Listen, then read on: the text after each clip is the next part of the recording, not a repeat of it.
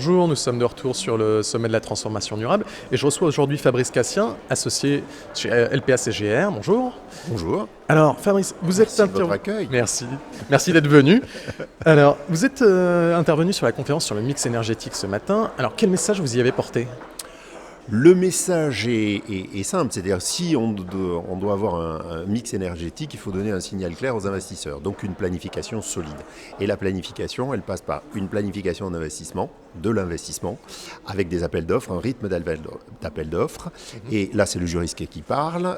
Le législateur s'est saisi de cette question, donc il y a une programmation pluriannuelle de l'énergie, mais en même temps une loi de programmation énergie-climat annoncée par le gouvernement. Donc il faut que les deux instruments soient bien coordonnés et de savoir qu'est-ce qui relève de cette programmation pluriannuelle de l'énergie, qui est un exercice qu'on connaît déjà depuis 2020, mais qui est quinquennal, et ensuite donc qui nous portera jusqu'à 2020, mais qui met en œuvre de manière plus concrète une vaste plus grande loi, la loi de programmation énergie-climat ou loi production-régulation, qui va jusqu'à 2050, c'est-à-dire qui est à 10 ans normalement dans le texte, mais qui va donner le chemin de décarbonation de l'énergie jusqu'à 2050 et la neutralité carbone qui est traduite.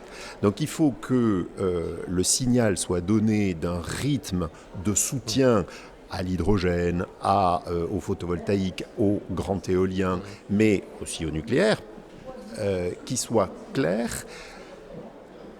pour soutenir, pour drainer l'investissement et assurer une stabilité. Et c'est déterminant. Et alors, quels sont les obstacles qui restent encore sur le chemin des énergies renouvelables en France ? C'est la deuxième étape. C'est-à-dire que précisément, du côté des ENR plus spécifiquement, c'est que la planification nationale dont je parlais, la planification d'investissement, la programmation pluriannuelle, le décret PPE quinquennal, qui rythme les appels d'offres et qui donne le rythme d'appels d'offres, donc les soutiens aux différentes filières. S'agissant des énergies renouvelables, doit être relayé par une planification spatiale. Et là, c'est décentralisé.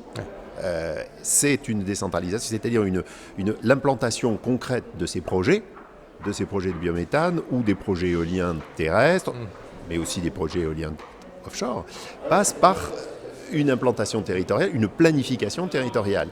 Et là, la difficulté française, c'est de faire coïncider les deux. Et il ne faut pas se tromper parce que c'est une question de coût. C'est-à-dire aujourd'hui, l'électricité, n'est ni abondante, contrairement à ce qu'on a connu depuis 50 ans, elle est ni abondante, ni peu chère. C'était le sens de notre débat avec Emmanuelle Wargon, la présidente de la CRE. C'est une autre époque. L'électricité, elle n'est ni, je répète, ni abondante, ni peu chère. Et si vous rajoutez des obstacles administratifs spécifiquement français dans la mise en œuvre de ces productions, ou des contraintes liées spatiales, de territoire, parce que, exemple très concret, un parc éolien en mer, on veut qu'il ne soit pas visible depuis le littoral. Si vous voulez les déplacer au large, c'est le coût, évidemment, c'est le coût de transport d'électricité, de récupération. Ce sera du flottant, ce n'est pas la même technologie. Le moins cher, c'est l'éolien posé, c'est la Manche, et c'est à proximité du littoral. Alors là, on a un coût et on a une électricité compétitive.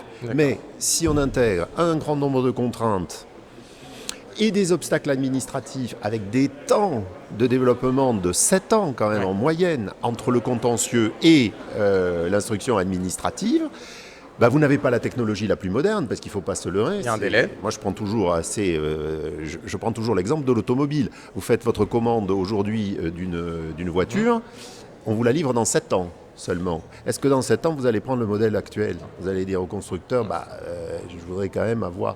c'est pareil pour une éolienne, c'est pareil pour des installations de biométhane ou des électrolyseurs. Dans 7 ans, la technologie a évolué et le matériel, et la technologie ou l'industrie a évolué. Et il faut pouvoir prendre les